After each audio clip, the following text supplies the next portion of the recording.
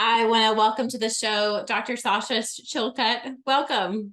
Thank you for having me. I'm super excited to be back. I am super excited that you are here. You were on a year or so ago with your book, Between Grit and Grace, The Art of Being Feminine and Formidable. I love that title. And you have a new book out, Brave Boundaries. So good. Love it. Talk to us about the heart behind your book. So the book is really something that I wish I would have known 10 years ago. I wish someone would have taught me this. And it's something that I've learned in the last few years is the importance of what a boundary is. I didn't even know what boundaries were, to be quite honest. And a couple of years ago, I'm sitting there thinking how important boundaries have become for my mental health and my physical well-being and my relationships. And I thought, I went to school for a long time. I have several degrees, and A long time. You're doctor, like a real, like not that other people really aren't long doctors, time. but you're a medical doctor. It's a long time. It is a long time, and no one ever taught me. I thought, how did I get to this place in my life where I've gone to like leadership courses, I've taken executive MBE courses, I've taken all these medical courses, and I've never learned in all my training, even leadership training, what a boundary was and how important they were. And I just, I don't have the mental health background, but I feel like it's something that every single person needs. And once I started really understanding that the biggest problems in my life, the biggest pain points in my life really lacked boundaries, like a lack of boundaries was the foundation of those problems. I started implementing them in healthy ways, and I wrote the book. And I'm just so passionate about teaching, especially women, how to set boundaries, because I think we go through our world, the world expects women to say yes. It's just like, that's the expectation. Like if somebody asks you to do something, the answer is going to be yes. And if you say no, it's like a big deal. You have to qualify it, or you feel like you have to qualify it. Yes. And so this book is just for any person out there who struggles with boundaries or struggles with time management or struggles with wanting to be liked or doesn't want to disappoint nice people. And it teaches you the areas of your life that you may lack boundaries and how to set them. Mm-hmm.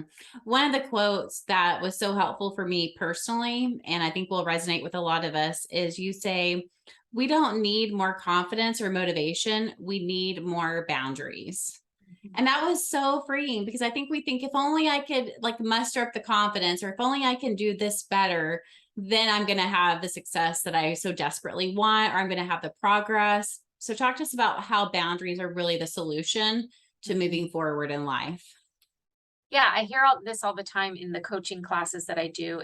Women will say, well, I don't have that kind of personality, or that's not my personality, or I'm conflict averse.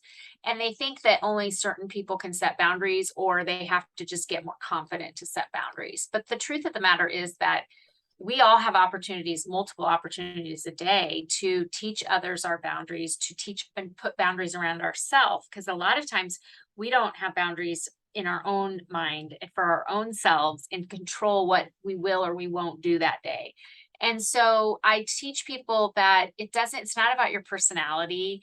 It's not about your confidence. It's not about motivation. It's about understanding what your priorities are and asking yourself if your priorities match your calendar. If they don't match your calendar, then you don't have boundaries, and you are letting anyone ask you stop for something, and you're saying yes to anyone. You're letting anyone be accessible to you.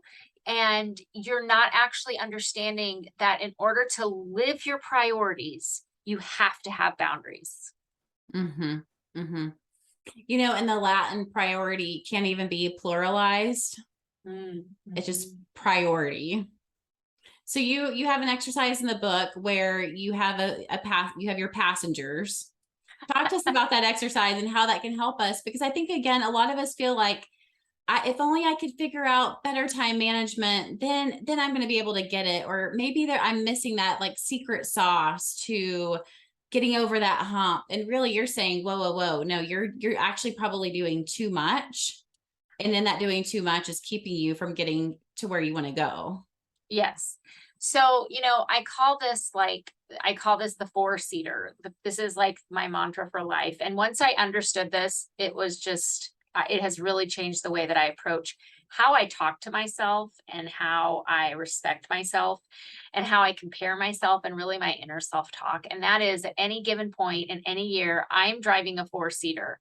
I'm in the driver's seat and there's really only room for 3 other passengers at any time. And maybe that, in 2022, that car is my family is in one seat. My job may be in one seat, and maybe this book that I've written is in the other seat.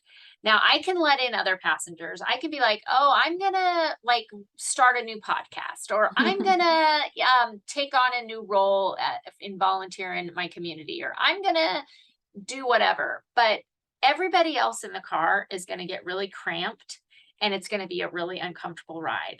So there are seasons of life. And I wish someone had told me this, because I think sometimes as women, we scroll Instagram or we look around us and we just think, man, she's killing it. Her family's perfect. Her health is perfect. Her career is perfect. And She looks good. She's yeah, everything. And I'm just over here and I can't even take a shower today. I don't even have time to take a shower in my calendar. And we don't realize that there are seasons for everything. And maybe this year for me right now, I'm in the season of my book. I can't really do much else. I'm not taking on a new exercise routine. I'm not signing up for a bunch of stuff at my kids' schools. I'm not going on a bunch of girls' trips or taking on a new hobby, because I'm focusing on the book. But as soon as this book is done, the book's going out, and I'm going to be, my plate is going to be, my car is going to have that 3rd seat open for something else. But I did not realize that earlier in my career. And when I first had kids, I just thought, oh my gosh, I got to do this and I got to do that. And I haven't done this and I'm behind on this. And there's really only room in your life for 3 other priorities at a time. Yeah. And knowing that is really clarifying. So I started thinking, what are my 3 priorities? So I think that's a really great exercise. You tell us to write it on a sheet of paper, right? Put a line down the middle and down the side and write it out. How has it been helpful for other women that you've coached? What have been some of those aha moments? Well, one of the things that when we first start coaching through boundaries is, most women are doing things and spending their time doing things that they're either not paid to do or they don't like to do, but it's expected of them. And when I have them write it all out, they are amazed at how many things they are doing that are not on their priority list. They're like, wait a minute, I'm spending 4 hours a day doing work or items or tasks that actually don't matter to me and are not part of my job description, or I don't get paid to do them, right? So this is why we have a pay gap as well. This is part of the reason we have a pay gap, and it's part of the reason why women get paid less than men and why we get promoted less than men, because a lot of times we are doing work that is not something that's going to get us promoted, or we don't get paid to do, or we just simply are volunteering and it's we don't even love it. So when I have them do that exercise and write it out, it's so eye-opening. I mean, I've done it. I do it for myself. And I'm like, oh my goodness, I've spent 2 hours today on X. I don't even like this. Why am I doing it? It's why am I, because someone asked me and I like them, or I want to please them, or because someone just expects me to do it. So when you start writing that list out and then you start recognizing I got to put some boundaries around my time, it's really eye-opening. It is. And it's convicting and sobering how much we whittle away our time and why we're so exhausted. So another quote that personally hit me big time, because I am definitely a people pleaser. I love to say yes. It feels so good. It feels so good in the moment. But as I get older and up in years, this is one of those things that I've had to come to terms with. Without boundaries, we become grade A people pleasers, and we lose so much of our own identity that we don't even know who we are anymore. And that really can hit home, because we can be so exhausted and so tired, but very little to show for our work. We know we did something, but what did I actually do that day? Yes. And, it's kind of like saying yes is like chocolate. Okay. It feels so good in the moment. And you're like, oh, this is so good. I just needed this little hit of affirmation and making someone feel good, and I have endorphins, but then you're actually more hungry 30 minutes later because you just ate empty calories that had no nutritional value, but a lot of sugar and gave you a little rush, right? And I think that is how we are with people pleasing. And so, one thing I talk about in the book that I think is really important is we can be approachable, but we don't have to be accessible. So oftentimes when someone asks us for something or to do something, we just can't imagine saying no.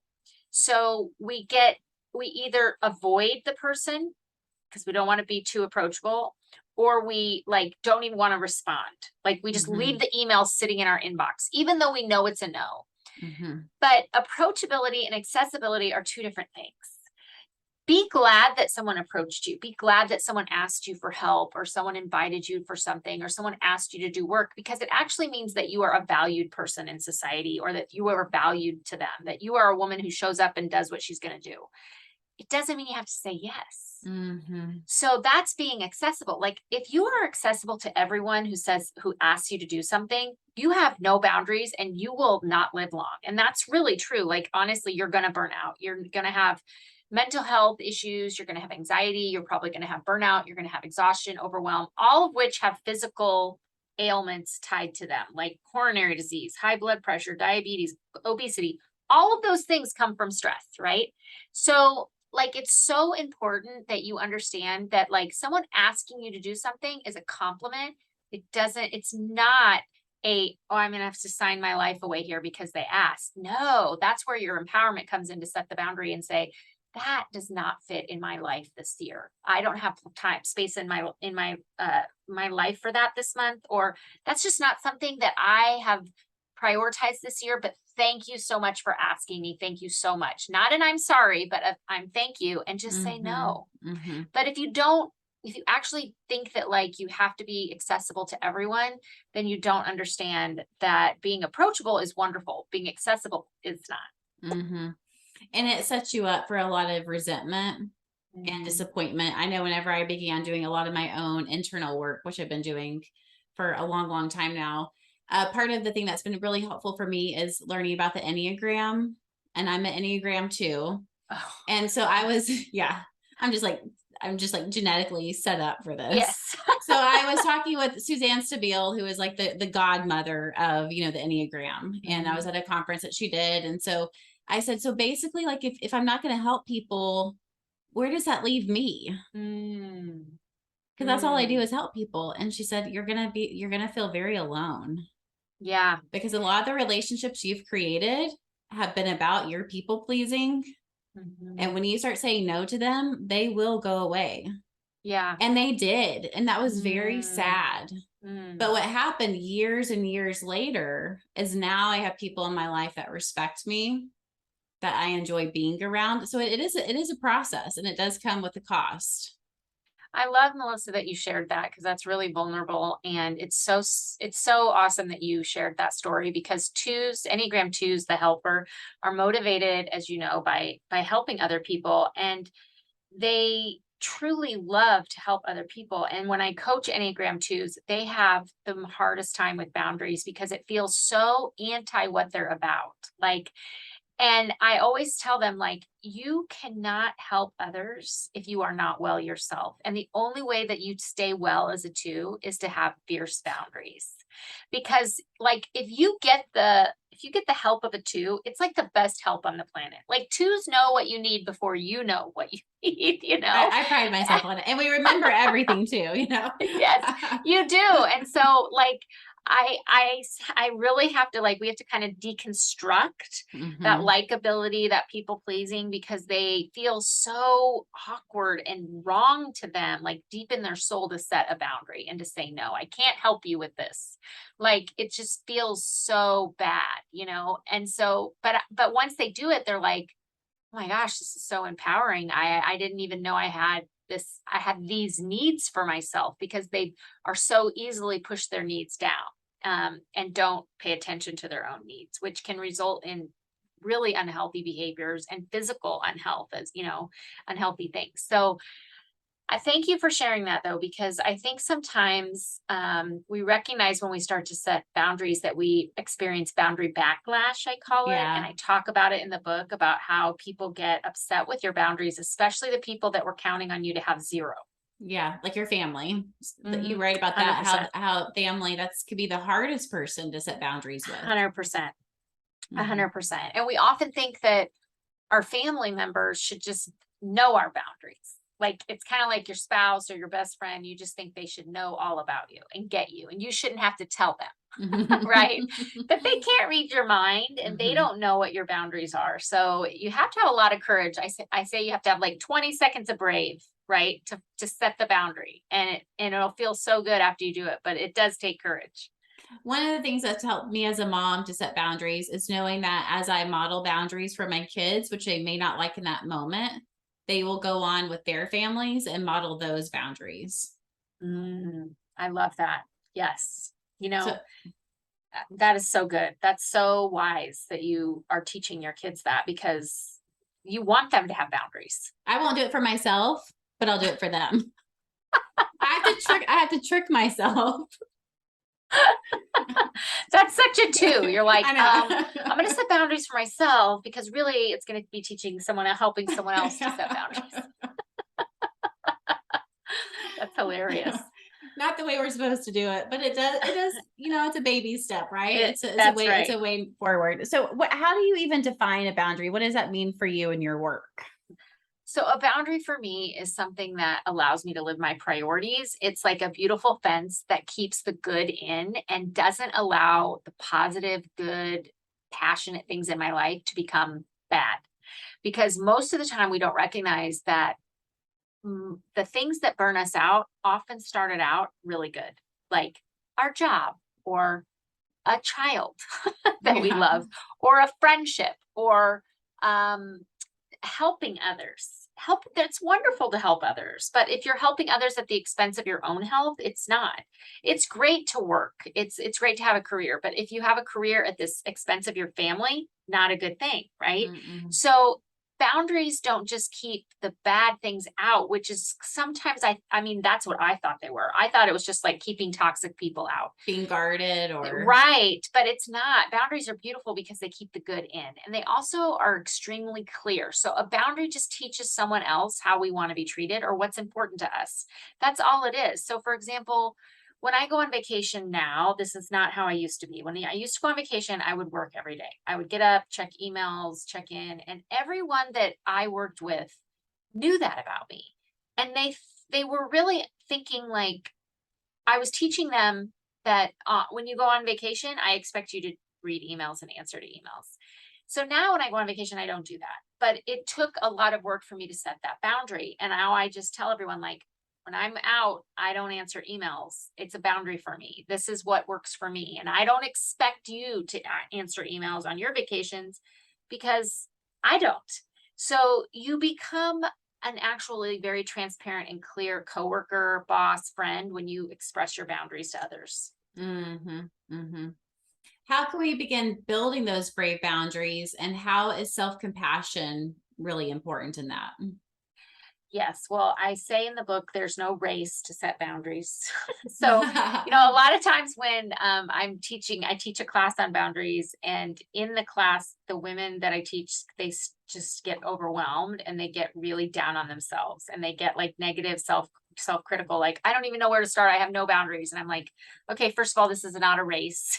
This is like not a sprint. And every single one of us has areas of our life that we have awesome boundaries in, and then other areas where it's like the animals are roaming wild and free and Mhm. we have no boundaries. And so take a breath and recognize that this is a process, and there's no medal at the end of setting every boundary you need in a year.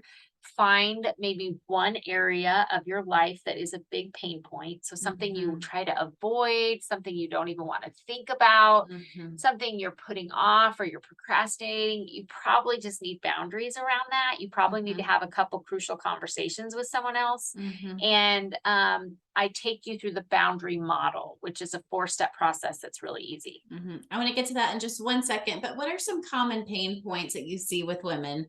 Because I'm imagining the listener who does feel like, gosh, I need help with everything. What's a common like starting place that you coach women on, or maybe even yourself? So the very first thing that I have women do is ask themselves if they have 15 to 30 minutes a day of alone time. They don't have that, they don't have boundaries. So that's the first creation, because that is going to allow you to prioritize yourself, your mental health, check in with yourself every day for 15 to 30 minutes. I say 30 minutes, but we start with 15. And in order to do that, you have to set boundaries. Like, you have to give something up in your life, because most of us, otherwise we'd all be doing it, right? But finding 30 minutes a day is actually difficult for a lot of people. I mean, it's a struggle, and it's something I struggle with every day. Like, when I wake up in the morning, Melissa, my brain is like, goes right to lists. And I have to tell myself, put your phone down. That's not how you start your day. Every single day you want to wake up and start working, and that is not how we start our day, Sasha. We go down, right? Like, every single day. Like a racehorse. Yes. And so this is a great starting point. And then typically the next thing we attack is your phone. Because a lot of us struggle with email on our phone, texts from random people, work people, or you're at work and your family's texting you. Women we are caregivers. And I coach a lot of single women that don't have children, and they are caregivers. Like, we just find people to care for, right? Like, it's like we just pick people up wherever we go. And when I say, like, what would it be like for you to spend 2 hours today without your phone? Women look at me like, I can't do that. And it's not because they're like reading the news. It's because this person needs me, and this person needs me, and this person needs me, and I got to respond to this message, and I got to answer this email. So the second thing we normally do is go right to our phones. And accessibility, again, like people being constantly coming at us and us just giving our time away. I love that. So 15 minutes to 30 minutes of alone time. I actually do that twice a day, both in the morning and in the evening. Love it. Well, that's only come out through my own burnout. Yes. You know but that's your prescription. That's what you need. Yes. So important. And unfortunately, or fortunately, I feel like the older we get, the more busy life becomes. That time really needs to be an hour in the morning. Yes. And an hour in the evening. Yes. And that's what I need to unwind and to be me. Now, I know that's a luxury. I don't do it every day because it takes a lot of strength and energy to even pour into myself. And that's even getting over the fact that it can feel selfish, or, there's lots of other things to do. Like you said, if you do that alone time, you're taking something from somewhere else. But I really have found that as I take more time for myself, I have more to give. It's one of those investments that you spend $15, but you get $150 back. Sometimes that day. Oh, absolutely. I mean, I think about the days that I don't get that, and how short-tempered I am, how quick to judge I am, my response to stress or crises.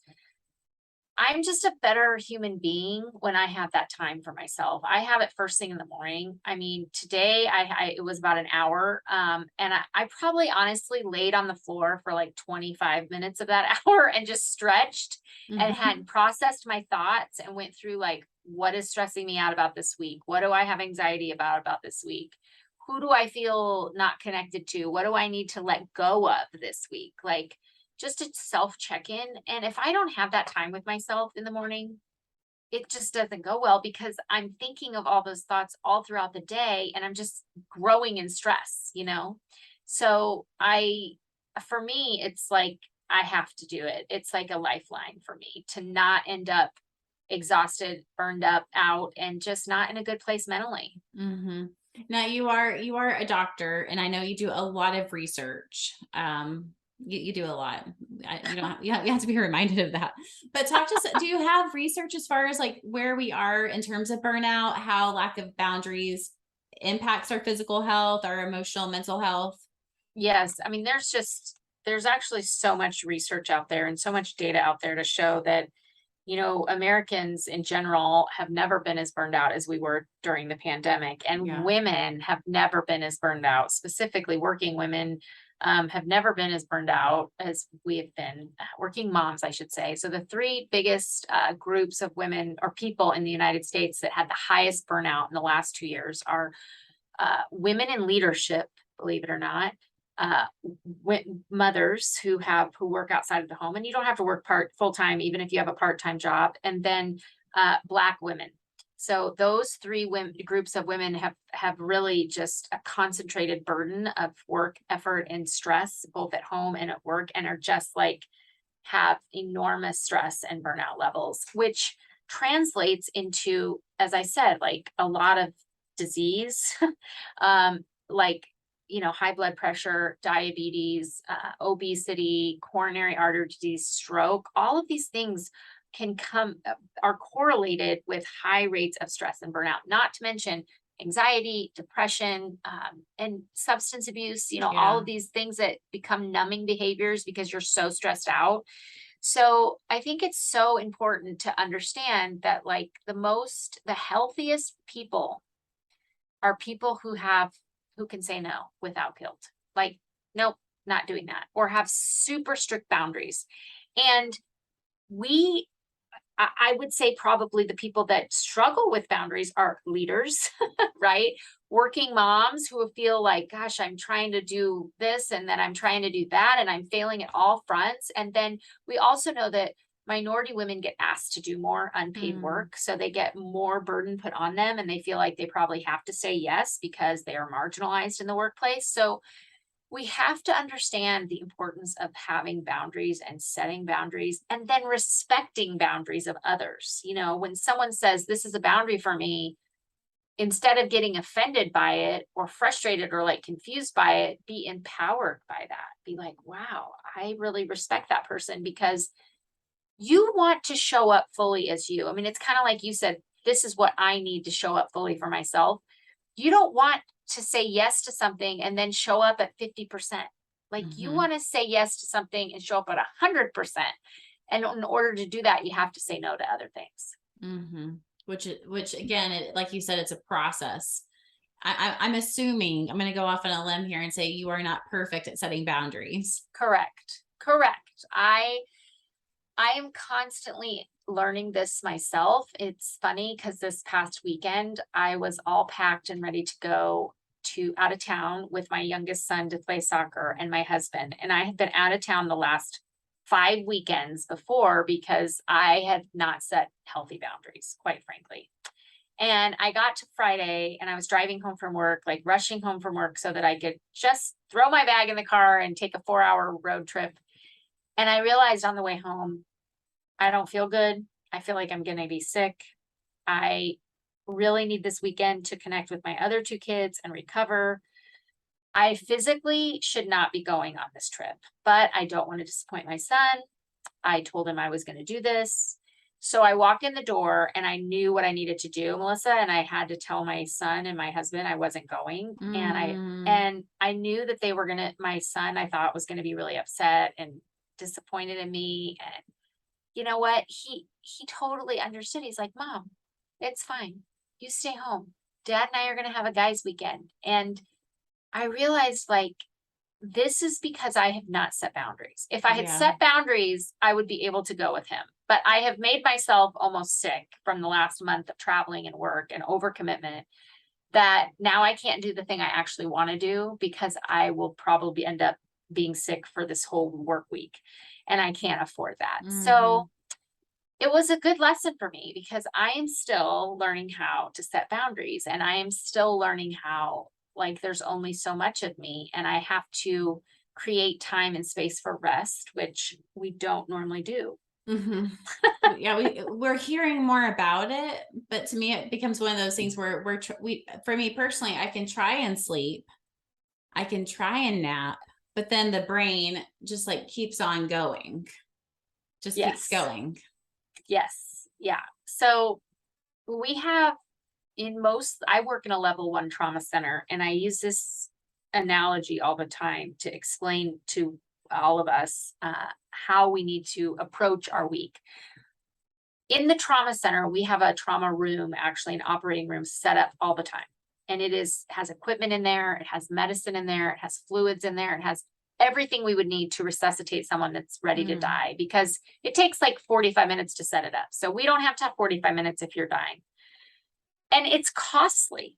We keep this room just on reserve for emergencies. And we could be doing surgeries in that room all day and getting throughput and increasing our efficiency, but we don't. We just save it. And every day we waste drugs just in case, right? Because if you're the person coming in from the motor vehicle accident or the trauma, like, you want that room set up.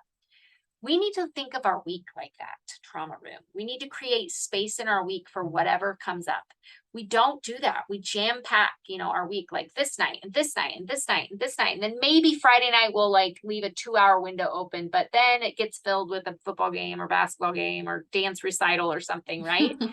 And we don't create like a Wednesday night, like we don't do anything on Wednesday nights, or we don't go anywhere on Thursday nights. We don't say yes to any events. We don't say yes to any dinners. We don't travel. We don't whatever. Like, we need to be better as humans of setting up that trauma room, because we have an expectation that everything's going to go great. Nobody's going to get sick this week. No car's going to break down. No one's going to need extra counseling or extra help or whatever. And that is not life. Right? Yeah, that's such a good analogy. So what are some examples of some things to do during that downtime? Because I think for a lot of us, we actually then end up filling it with our phones. We don't do life-giving things because I don't know what to do with myself. So I might as well be busy, because if I'm not busy, I'm bored and I'm just going to scroll Instagram. Yeah. Such a good point. Many women that I coach, when I first have them do the exercise of 15 to 30 minutes a day, they don't know what to do with themselves. And they're like afraid to spend any time with themselves because they don't want to actually think about their thoughts. So I'll say, you know what, start with a book, read a paragraph, get a book, go to a coffee shop, read a book. Even if you're like, I don't know what book to read, find one, read a paragraph, and then sit with your thoughts.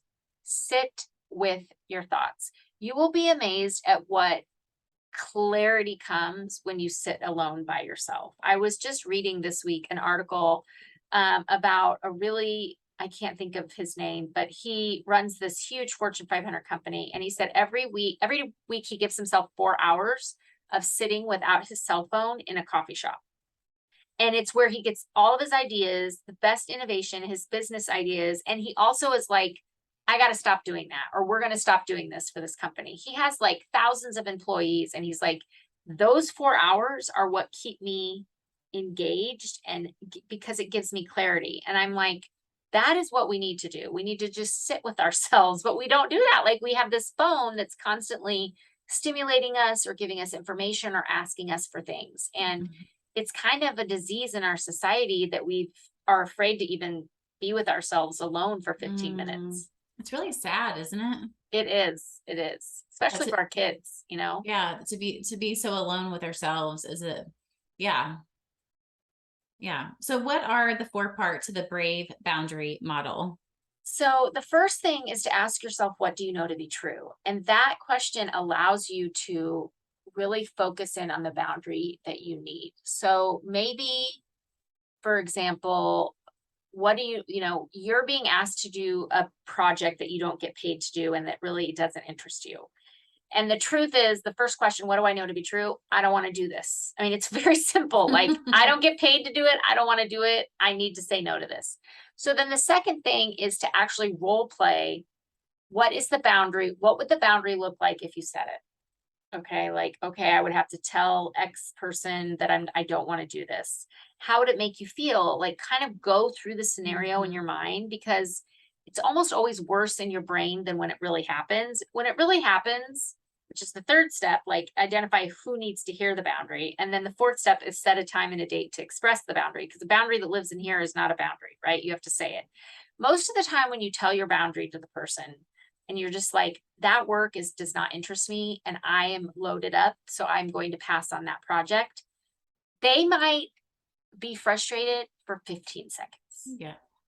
And then they're on to the next thing. You have made it this huge narrative in your head. Like, oh my gosh, they're going to be mad at me. They're never going to ask me for work again. They're not going to talk to me. They're going to badmouth me in an email. 90% of the time, none of that happens. And it's just in our brains. find your brave, set the boundary, set the date, and then follow through. And it's so simple and it's so less painful that it becomes easier every time you do it. Mm-hmm. I know for me, a boundary that I set to give me space to even think about my boundary is I'm going to need to check my calendar. Let me get back to you. Yes. Because then it's like a safe way to, it's not a yes or a no. It's just like a maybe. Yes. Yes. I think it's really important also to say, like, I always say, like, if it's no in the moment, it's no. Mm-hmm. So I tend, like, if it's a maybe for me, then I will do that. I will be like, let me check my calendar. But what used to happen to me so often is when someone would ask me to do something, or I would open up the email, I would instantly get this gut feeling of no. Yeah. But then I wouldn't want to say no right away. Yeah. So I would let it sit, and Yeah. then it became a yes, because then I would wait too long to say no. And so then I felt bad. So then I'm like, well, I'm just going to have to say yes to this thing. So now I just say the fast no. If it's truly a no, like if it is truly a no, I'm just like, thank you so much for this ask. I'm unable to do it, period. Like, no, I'm sorry, because you haven't done anything wrong.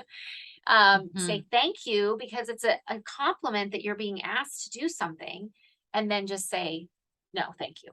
Mm-hmm. So true. So true. And I have like a boundary feeling.